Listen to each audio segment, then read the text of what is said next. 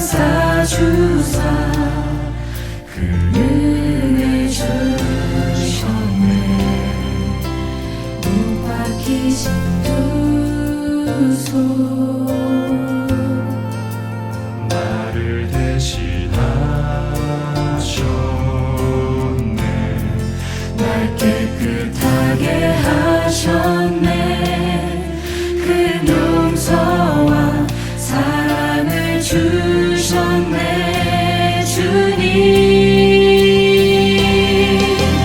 보좌에 계신 귀한 어린 양 이 면류관 드립니다. 찬양 드립니다.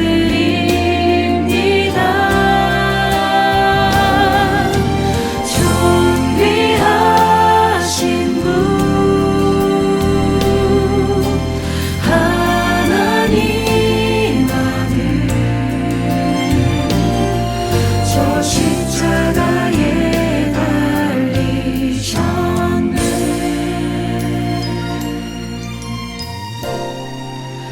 보좌에 계신 보좌에 계신 귀한 어린 양 이 면류관 드립니다. 찬양 드립니다.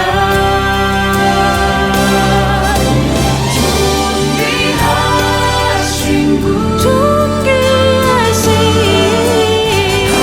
하나님 아들 저 십자가에 달리셨네.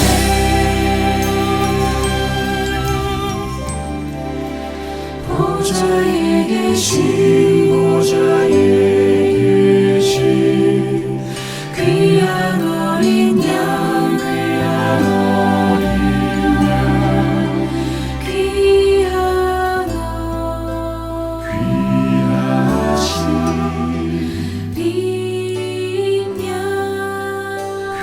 귀하신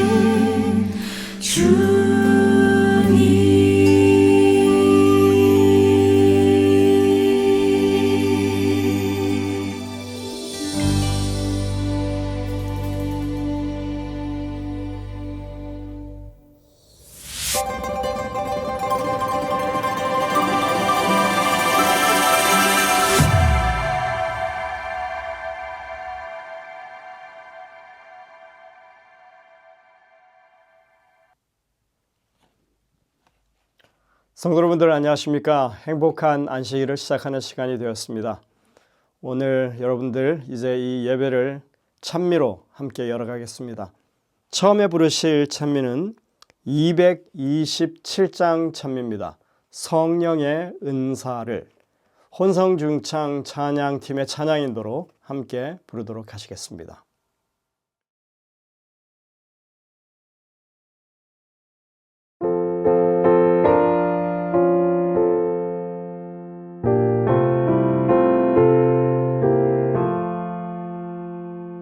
성령의 은사를 나에게 채우사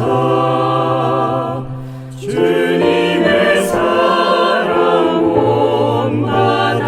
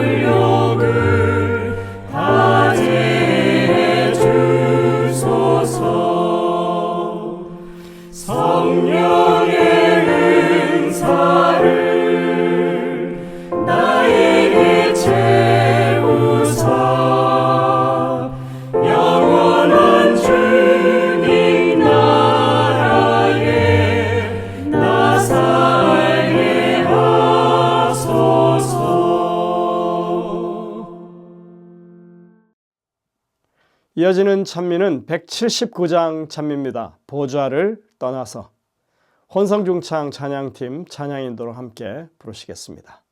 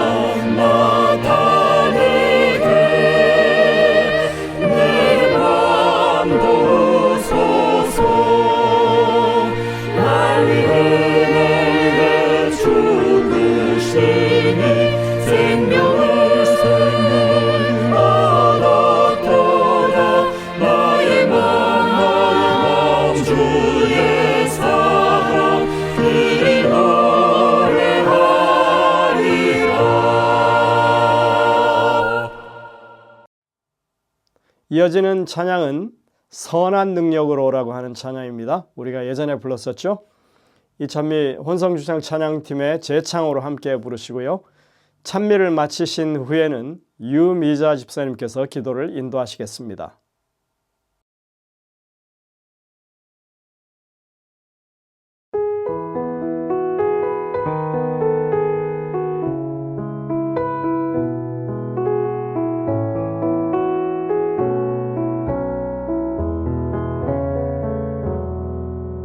주 선한 능력으로 안으시네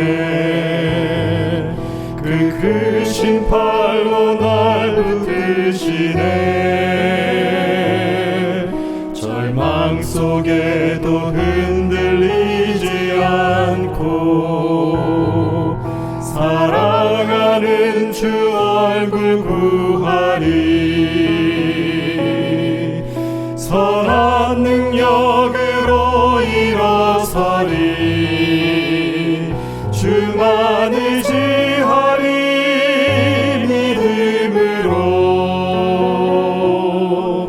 우리 고대함에 주 오실 그날 영광의 새날을 맞이하리 이 이전에 괴로운 날에 왔사고 고난의 길을 걷는다 해도 주님께 모두 맡긴 우리 영혼 끝내 승리의 날을 맞으리 선한 능력으로 일어서리 주만 의지하리 믿음으로 우리 고대한에 주 오실 그날 영광의 새날을 맞이하리 주님이 마신 고난의 쓴 잔을 우리도 감사하며 받으리 주님의 남은 고난 채워가며 예수와 복음 위에 살리라 선한 능력으로 일어서리 주만 의지하리 믿음으로 우리 고대한에 주 오실 그날 승리의 새날을 맞이하리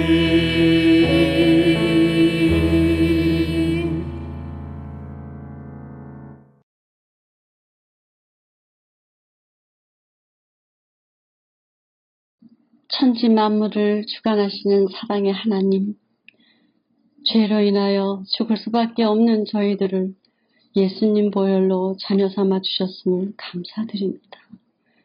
또 저희들에게 이 안식일 첫 시간을 허락하심에 무한 감사드립니다. 인자하신 주님, 지난 일주일 동안 주님 가르침 멀리하고 저희들 욕망대로 살았습니다.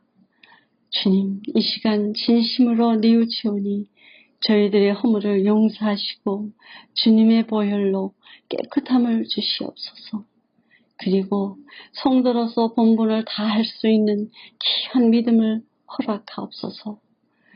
저의 계율을 주님께서 세워주시고 지켜주셨으며 부흥 발전시켜 주시오니 감사드립니다. 이 시간 말씀을 증거하실 목사님께도 주님의 놀라운 능력으로 함께 하셔서 저희들을 신령한 말씀으로 인도하는데 조금 더 부족함 없는 능력 있는 종이 되게 하여 주옵소서.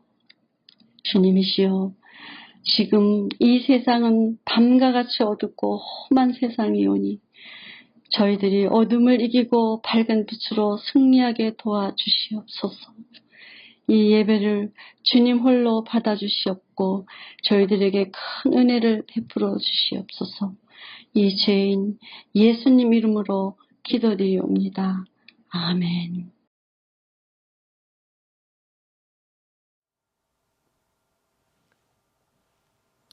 성도 여러분들, 한 주간 하나님의 은혜 가운데 평안하셨습니까?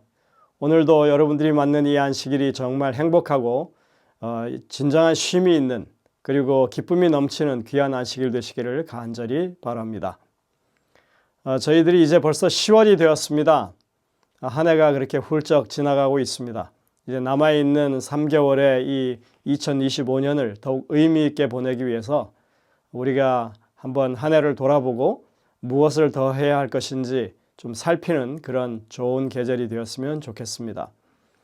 10월 한 달 동안은 2025년 전도회를 고양시키기 위해서 이 합회에서 제공하는 그런 이 자금을 가지고 영어부도 그리고 국어부도 교회에서 여러 가지 행사들을 하면서 이 한 달을 보내게 됩니다.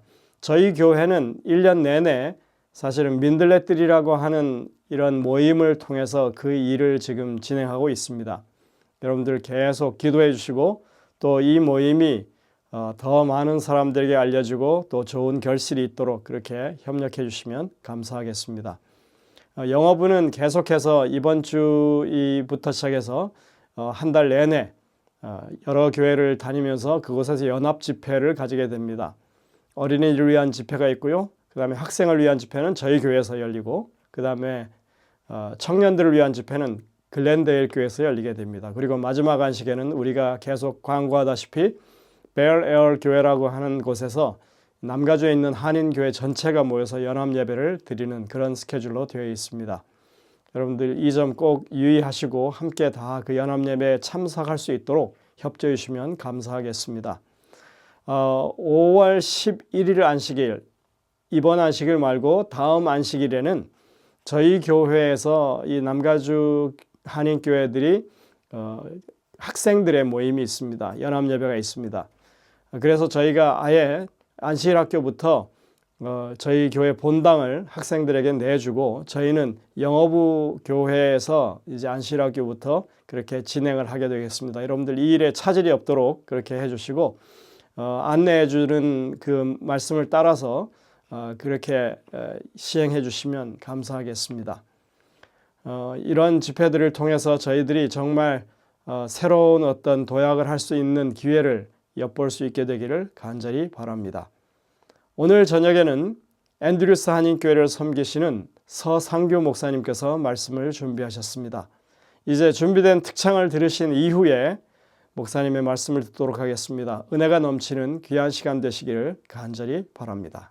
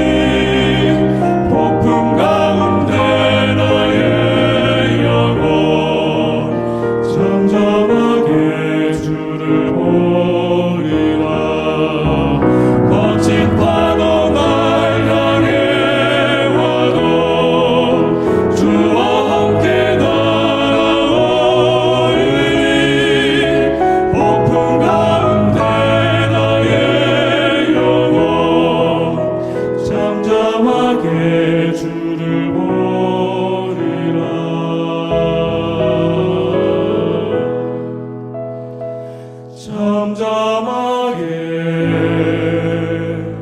주를 보리라.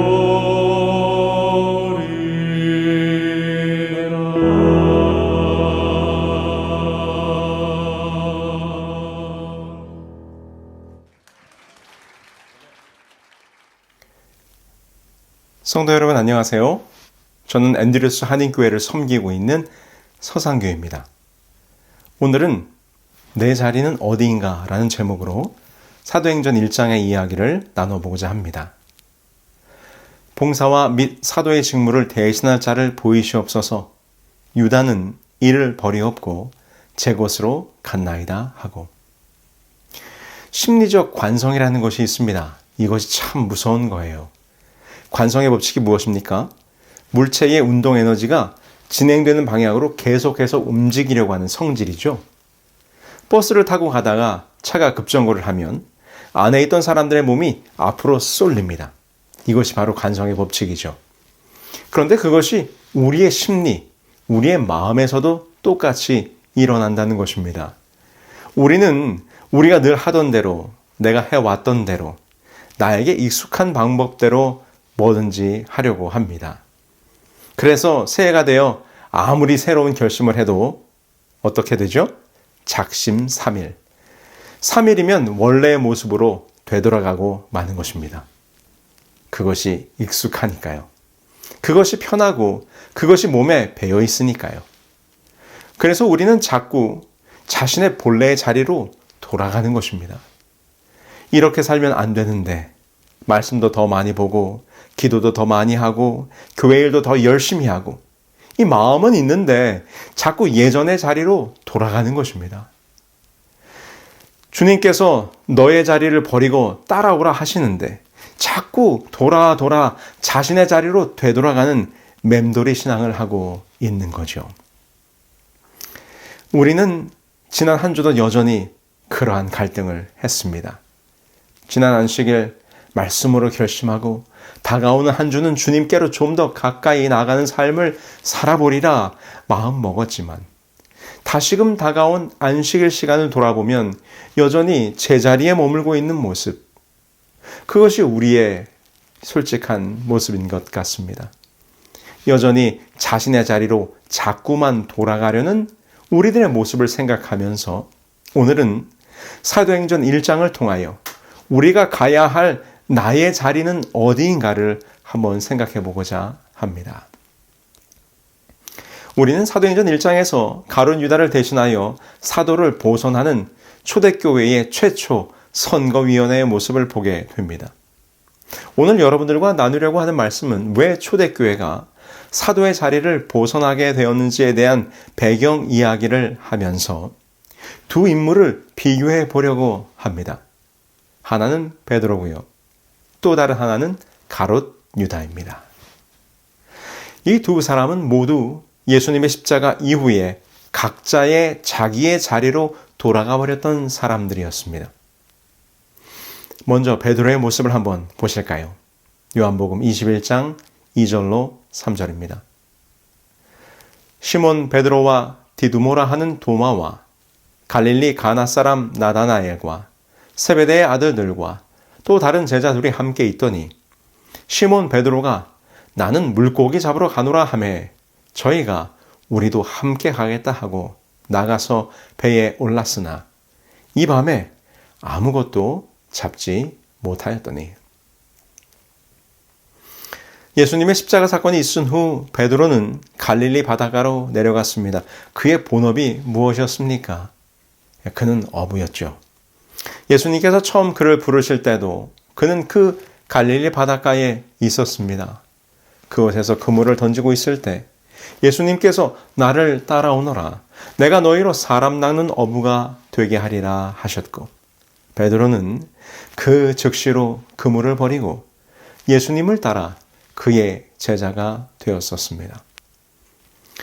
그런데 이 장면 속 베드로는 그가 버렸던 그물을 다시 집어들고 물고기를 잡으러 가겠다고 말하고 있는 것입니다. 그의 인생을 걸었던 예수님의 죽으심 이후 그는 그의 자리로 다시 돌아가 버리고 말았습니다. 자, 여기 또 한 사람, 예수님의 십자가 이후에 자기의 자리로 돌아간 또 한 사람의 이야기가 있습니다. 사도행전 1장 25절입니다. 봉사와 및 사도의 직무를 대신할 자를 보이시옵소서. 유다는 이를 버리옵고 제 곳으로 갔나이다 하고. 바로 오늘의 사건, 초대교회 최초의 선거위원회, 사도를 보선하는 일을 시작하면서 설명하기를, 원래 사도의 자리에 있었던 유다가 이를 버리고 제 곳으로, 자신의 곳으로 돌아갔다고 말합니다.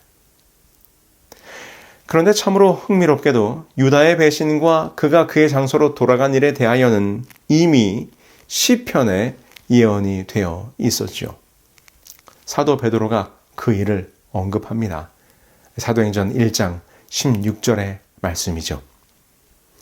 형제들아, 성령이 다윗의 입을 통하여 예수 잡는 자들의 길잡이가 된 유다를 가리켜 미리 말씀하신 성경이 응하였으니 마땅하도다. 시편의 말씀을 통해 예언된 말씀이 응하였다 말합니다. 이는 이미 예수님께서도 유다의 배신을 앞두고 이 시편의 말씀을 언급하셨었습니다. 그러나 내 떡을 먹는 자가 내게 발꿈치를 들었다 한 성경을 응하게 하려는 것이니라. 여러분, 이 말씀이 어디에 있습니까? 네, 시편 41편 9절에 이 말씀이 있죠. 나의 신뢰하는 바 내 떡을 먹던 나의 가까운 친구도 나를 대적하여 그 발꿈치를 들었나이다. 내가 믿었고 나와 함께 떡을 먹던 나의 가까운 친구가 나를 대적하여 일어나 발꿈치를 들었다는 것입니다. 여러분이 얼마나 가슴 아픈 이야기입니까? 이 발꿈치를 들었다는 말이 당시에 배신의 행위를 가리키는 관용적인 표현이에요. 말이라든지 소나 양이 상대를 공격하기 위해서 준비할 때 어떻게 합니까? 네, 뒷발에 힘을 주고 일어서서 뒷발을 들어 차면서 공격하잖아요. 가축을 다루는 사람들은 말이나 소의 뒤에 서 있지를 않습니다. 그래서 지금 이 발꿈치를 들었다는 말은 그가 나를 향하여 공격하고 나를 배신하고 나를 공경에 빠뜨리려고 한다는 말인 것이죠. 다윗이 시편 41편에서 언급한 이 배신자는 다윗의 작전 참모였던 아히도벨이었습니다. 그가 압살롬의 반역을 일으켰을 때 다윗을 배신하고 압살롬의 편에 서게 돼요. 사실 아히도벨에게도 개인적인 이유는 있었습니다. 아히도벨이 밧세바의 할아버지였기 때문에 그는 마음속으로 이 밧세바를 갈취한 다윗에 대한 반감이 있었을 것입니다. 그러다가 압살롬이 반역을 할 때에 그의 작전 참모가 되어서 오히려 다윗을 공격하는 반역자가 되었던 것이죠. 아마도 다윗과는 자기 아내의 할아버지였기에 가깝게 한 식탁에서 식사도 나누었을 것입니다. 그런데 그런 사람이 배신을 했으니 얼마나 당황했을까요?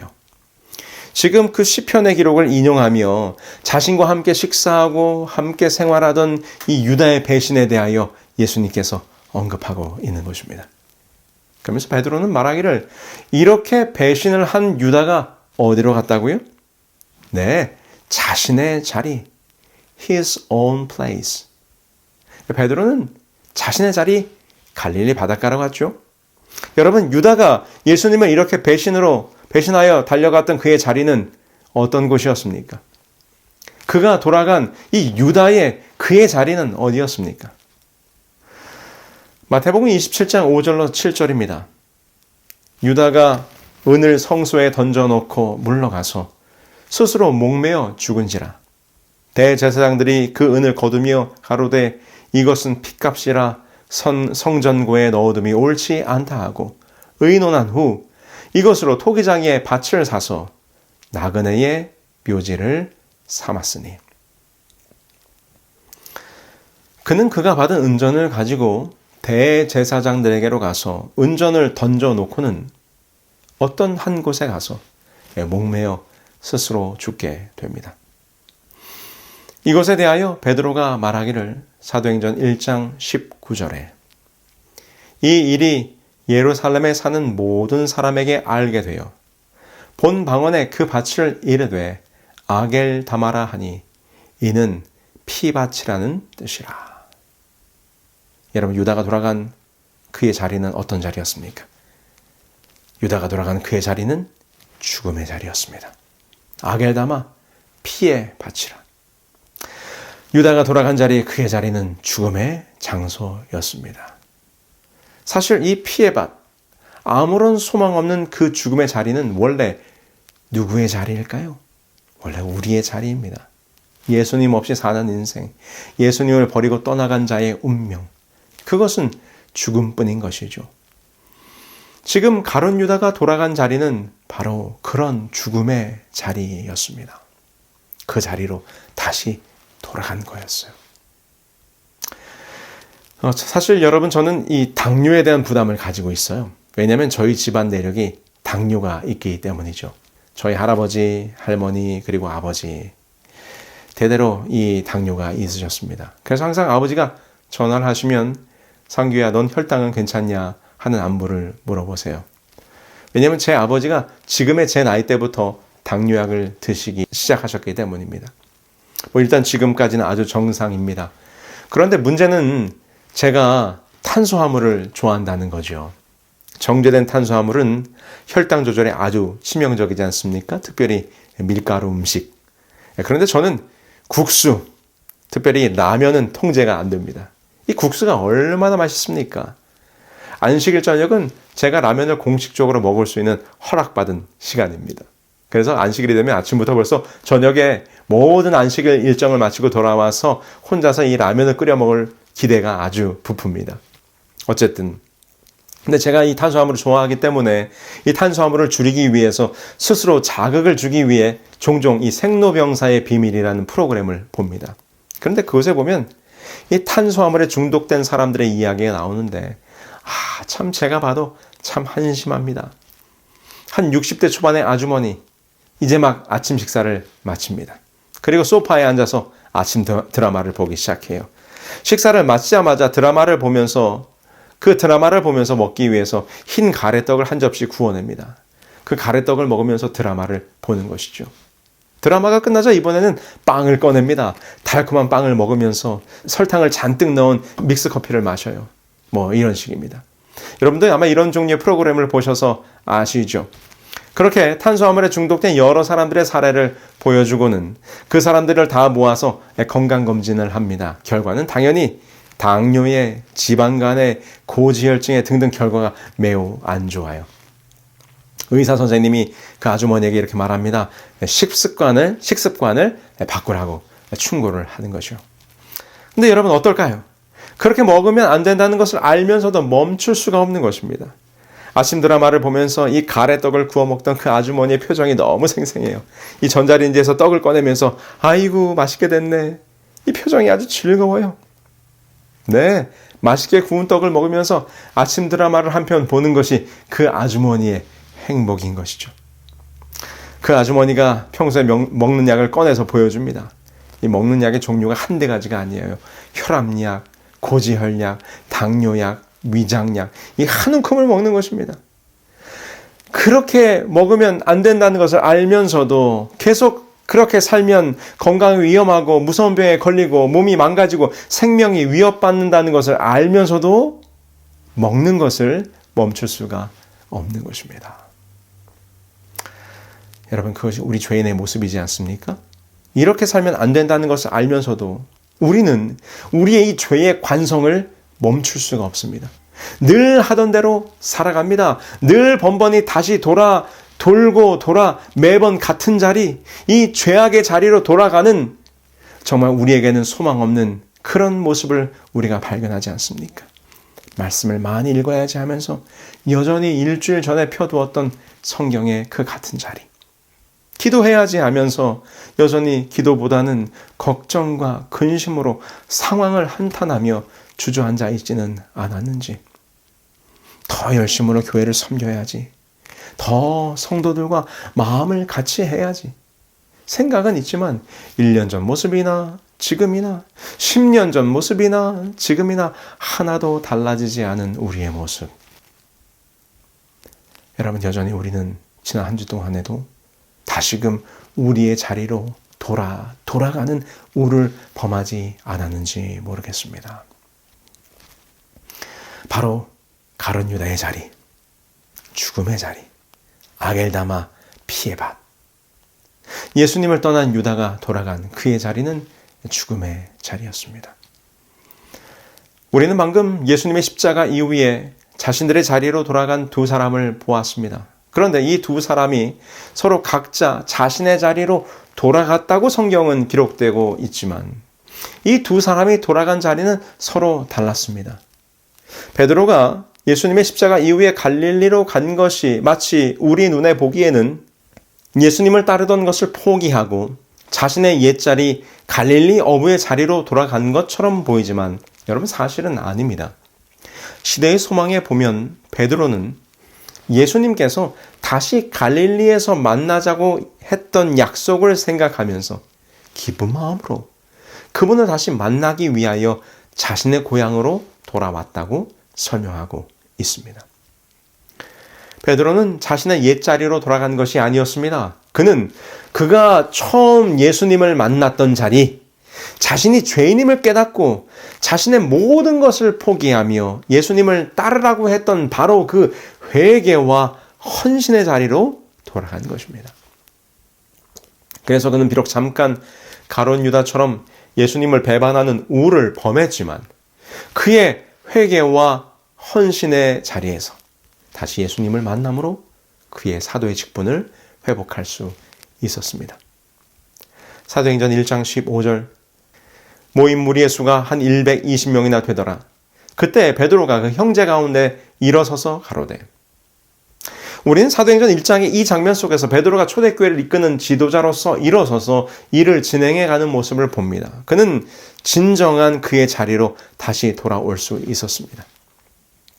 그런데 그가 처음으로 주를 만나 그분을 따르기로 결심한 바로 그 자리, 그 본래의 자리에 예수님이 다시 오셔서 그에게 기회를 주셨기 때문입니다. 그러나 유다는 어떻게 되었습니까? 그는 그의 자리, 사도의 직분을 영원히 잃어버리게 되었습니다. 사도 베드로가 계속해서 말합니다. 시편에 기록하였으되 그의 거처를 황폐하게 하시며 거기 거하는 자가 없게 하소서 하였고 또 일렀으되 그의 직분을 타인이 취하게 하소서 하여도다. 이 시편 어디에 나온 말씀입니까?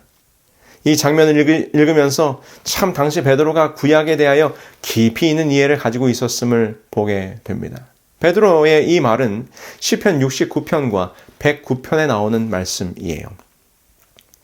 시편 69편 25절, 저희 거처로 황폐하게 하시며 그 장막에 거하는 자가 없게 하소서. 시편 108편 9절, 그 연수를 단촉해 하시며 그 직분을 타인이 취하게 하시며. 여러분, 이와 같이 유다는 그 성경의 부정적인 예언의 성취자가 되어 영원히 그의 직분을 잃어버리게 됩니다. 그리고 모든 죄인들이 갈 수밖에 없는 죄인의 자리, 곧 죽음의 자리로 되돌아가고 말았습니다. 우리는 사도행전 1장에서 각각 자기의 자리로 돌아갔던 두 사람의 극명한 차이를 발견합니다. 하나는 다시 돌아와서 초대교회의 지도자의 자리에 섰고 또 다른 하나는 죄인의 자리, 영원한 죽음의 자리로 돌아가 버리고 말았습니다. 여러분, 우리는 어떠한 사람이 되어야 하겠습니까? 여러분들의 자리는 어디에 있으신가요? 여전히 여러분들이 죽음의 자리, 이 세상의 자리, 욕망의 자리, 욕심의 자리에 있으시다면 우리 주님께로 오늘 이 시간 나아가시기를 간절히 바라겠습니다. 시대의 소망에 보면 베드로는 갈릴리 바닷가에서 예수님을 다시 만났을 때 즉시로 급히 물로 뛰어들어 주님께로 달려갔다고 기록하고 있습니다. 오늘 우리 모두가 여러분의 자리를 털고 일어나서 급히 달려가 예수님 앞으로 나아가시게 되기를 간절히 소망합니다. 다가오는 또 다른 한 주의 삶은 여러분의 자리가 주님과 항상 동행하는 자리가 되기를 간절히 바라면서 오늘 말씀을 마치겠습니다. 하늘 아버지, 오늘 베드로와 유다의 이야기를 통해 우리의 자리는 어디인가를 다시금 생각하게 해주시니 감사합니다. 오늘 우리의 마음속에 죄된 관성으로 인하여 우리의 옛 자리, 죽음의 자리, 사망의 자리로 다시 돌아가려고 하는 마음이 생길 때마다 다시금 예수님을 처음 만났던 회개의 자리로 돌아갔던 사도 베드로를 기억하게 하시고 오늘 우리의 자리를, 하나님의 구원받는 자의 자리를 영원히 잃어버리지 않는 우리 모두가 될 수 있도록 축복해 주시옵소서. 이 모든 말씀 예수님의 이름으로 기도합니다. 아멘.